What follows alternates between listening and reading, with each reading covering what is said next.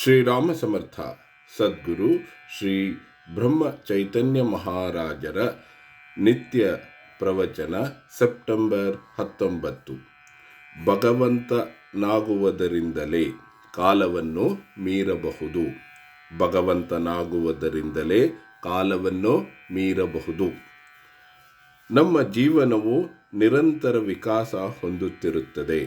ಆದ್ದರಿಂದ ನಾವು ಇಂದು ಎಲ್ಲಿರುತ್ತೇವೋ, ನೆನ್ನೆ ಅದರ ಹಿಂದೆ ಇದ್ದೆವು, ನಾಳೆ ಇಂದು ಇರುವುದರ ಮುಂದೆ ಹೋಗುತ್ತೇವೆ. ಹೀಗಿದ್ದರೂ ನಾವು ಇಂದು ಏನು ಮಾಡಬೇಕೋ ಅದನ್ನು ಮಾಡದಿದ್ದರೆ ನಾಳೆ ಮತ್ತೆ ಹಿಂದೆ ಹೋಗುವ ಪ್ರಸಂಗ ಬರಬಹುದು. ಮುಂದಿನ ಜನ್ಮವು ಈಗಿನ ಜನ್ಮದಿಂದಲೇ ನಿರ್ಮಾಣವಾಗುತ್ತದೆ. ಆದ್ದರಿಂದ ನಾವು ಈಗ ಉತ್ತಮರಾಗಿದ್ದರೆ ಅಂತೆಯಾ ಮತಿಹಿ ಸಾ ಗತಿಹಿ ಎಂಬ ನಿಯಮಕ್ಕನುಸಾರ ಮುಂದಿನ ಜನ್ಮವು ನಮಗೆ ಉತ್ತಮವಾದದ್ದೇ ಬರುತ್ತದೆ. ಕಾಲವು ಮುಖ್ಯವಾಗಿ 3 ಪ್ರಕಾರ ಇರುತ್ತದೆ: ನೆನ್ನೆಯದು, ಇಂದಿನದು ಹಾಗೂ ನಾಳೆಯದು. ಯಾವ ಕಾಲವು ಆಗಿ ಹೋಗಿದೆಯೋ ಅದು ಏನೇ ಮಾಡಿದರೂ ತಿರುಗಿ ಬರುವುದಿಲ್ಲ. ಅದರ ಚಿಂತೆ ಮಾಡಬಾರದು. ಯಾರಾದರೂ ತೀರಿಕೊಂಡರೆ ನಾವು ಅವರ ಸಂಬಂಧಿಗಳಿಗೆ ಆಗಿ ಹೋಯಿತು, ಇನ್ನೇನು ಮಾಡುವುದು, ಈಗ ದುಃಖ ಮಾಡದಿರುವುದೇ ಉತ್ತಮ ಎಂದು ಅನ್ನುತ್ತೇವೆ. ಈ ರೀತಿ ನೀವು ಜನರಿಗೆ ಹೇಳುವುದನ್ನೇ ಸ್ವತಃ ಆಚರಿಸುವ ಪ್ರಯತ್ನ ಮಾಡಿರಿ. ಹಿಂದೆ ಆಗಿ ಹೋದದ್ದನ್ನು ವಿವೇಕದಿಂದ ಮರೆಯಲು ಬರುತ್ತದೆ. ಅದರಂತೆ ಮುಂದೆ ಏನು ಆಗುವುದೆಂಬುದು ತಿಳಿದಿರುವುದಿಲ್ಲ. ಆದ್ದರಿಂದ ಚಿಂತೆ ಮಾಡಬಾರದು. ನಾವು ಇಂದಿನ ಕರ್ತವ್ಯವನ್ನು ಮಾಡಿದ ಮೇಲೆ ಏನು ಆಗಬೇಕೋ ಅದು ಆಗಿಯೇ ಆಗುತ್ತದೆ ಎಂದು ಸುಮ್ಮನೆ ಕೂಡಬೇಕು.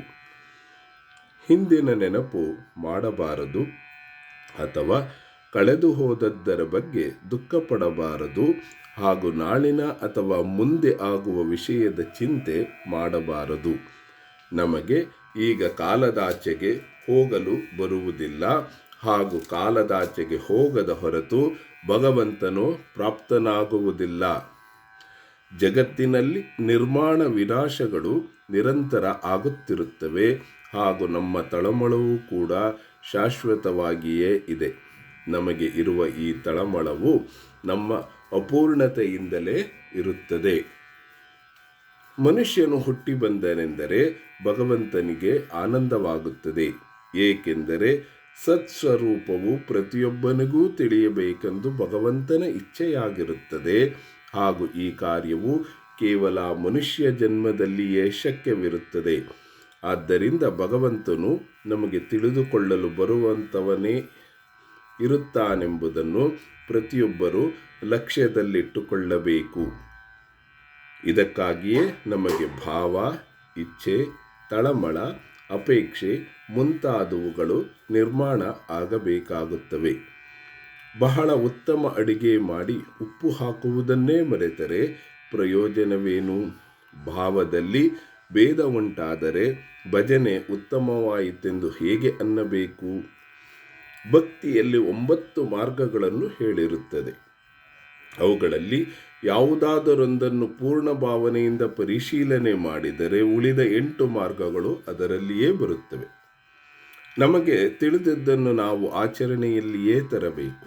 ಇದು ನಿಜವಾದ ಶ್ರವಣವಾಗಿರುತ್ತದೆ. ಯಾವುದು ನಮ್ಮ ರಕ್ತದಲ್ಲಿಯೂ ಮಾಂಸಗಳಲ್ಲಿಯೂ ಸೇರುತ್ತದೆಯೋ ಹಾಗೂ ನಿತ್ಯದ ವ್ಯವಹಾರದಲ್ಲಿ ತರಲು ಬರುತ್ತದೋ ಅದೇ ನಿಜವಾದ ವೇದಾಂತವಾಗಿರುತ್ತದೆ ಹಾಗೂ ನಮ್ಮ ಕರ್ತವ್ಯದಲ್ಲಿ ಭಗವಂತನ ಸ್ಮರಣೆಯನ್ನಿಡುವುದೇ ಎಲ್ಲ ವೇದದ ಸಾರವಾಗಿರುತ್ತದೆ. ಇಂದಿನ ಬೋಧವಚನ: ವೇದಾಂತವು ನಿತ್ಯದ ಆಚರಣೆಯಲ್ಲಿ ಬರಬೇಕು. ಜಾನಕಿ ಜೀವನ ಸ್ಮರಣ. ಜೈ ಜೈ ರಾಮ್.